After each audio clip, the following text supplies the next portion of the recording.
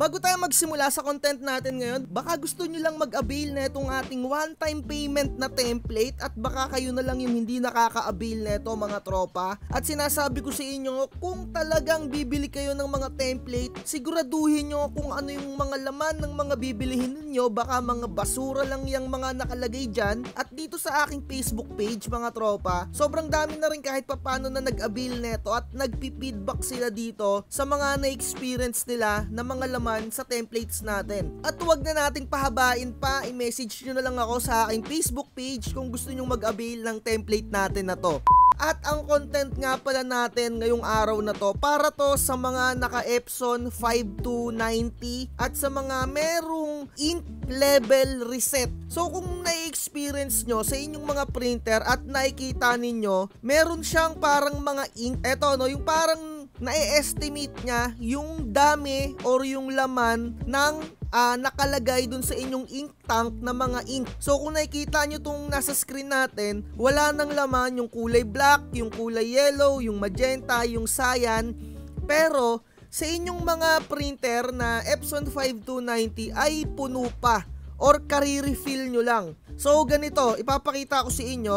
Nandito tayo sa may pinaka lower right ng aking screen at hanapin natin yung Epson 5290 ko.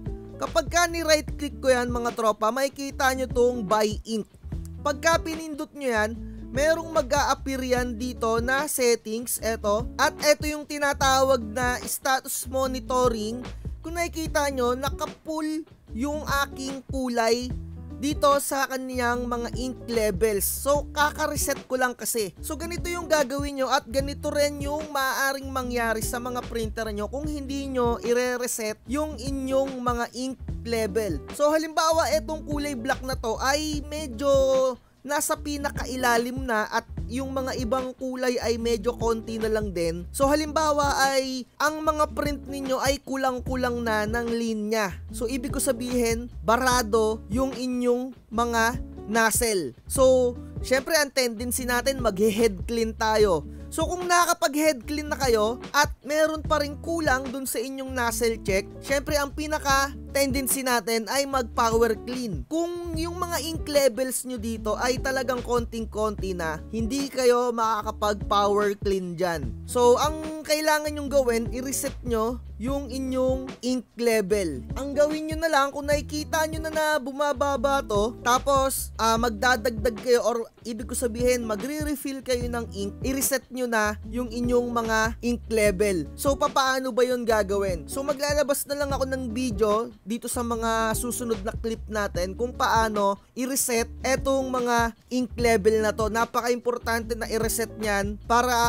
hindi rin maka-apekto sa mga nangyayari dyan sa inyong mga printer, no? At okay din naman to na kung i-reset nyo ng i-reset, basta pag nagre-refill kayo, i-reset ninyo. Eto mga tropa, no? Iba yung waste pad reset, iba yung ink level reset, magkaiba yon. Dito sa ink level reset, dun lang to nire-reset sa mismong printer ninyo, dun sa settings sa maintenance. Yung waste pad reset, yun yung ginagamitan ng adjustment program. So magkaiba pa yon, sa next topic na natin yon tatalakayin. So ito na nga yung video kung paano i-reset etong mga kulay na to, or halimbawa kaka-refill nyo lang tapos nakikita nyo dito hindi match yung dami ng ink dito dun sa dami ng ink dun sa inyong mismong printer. Kagaya niya, no? Ayan, 'di ba? Bumabawas ng bumabawas. Nakadepende kasi sa mga models ng printer. Ganyan. So ito na nga yung clips natin. Ganito lang yung gagawin mo.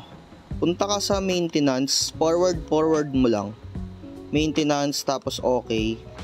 Tapos hanapin mo lang dito yung set ink level, tapos pindutin mo lang yung okay.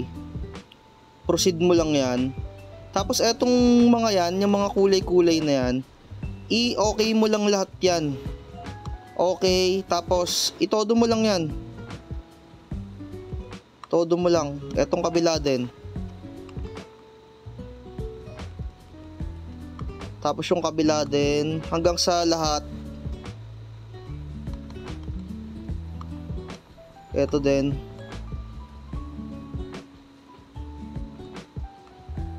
Ayan, once na okay na yan, Pindutin mo lang yung reset ink level.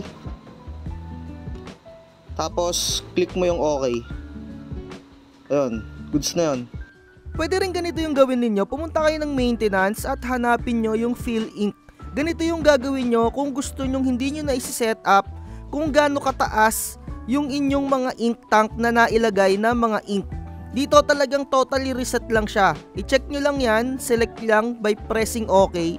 Tapos, i-click nyo na yung next, tapos, yes nyo lang dyan. Magre-reset na yon. Mapapansin nyo sa monitor ng inyong mga computer ay kumpleto na ulit yung ink dun sa inyong monitoring ng printer. So, quick video lang natin to. Dito na natin tatapusin yung vlogs natin. At kung gusto nyo nga mag-avail ng templates natin, baka makahabol pa kayo sa promo. Dahil birth month ko nga ngayon, i-message nyo lang ako. At take note mga tropa, good investment to dahil lifetime access na yung inyong access dito sa aking cloud server natin. So, ayun lang. Like, share, and subscribe.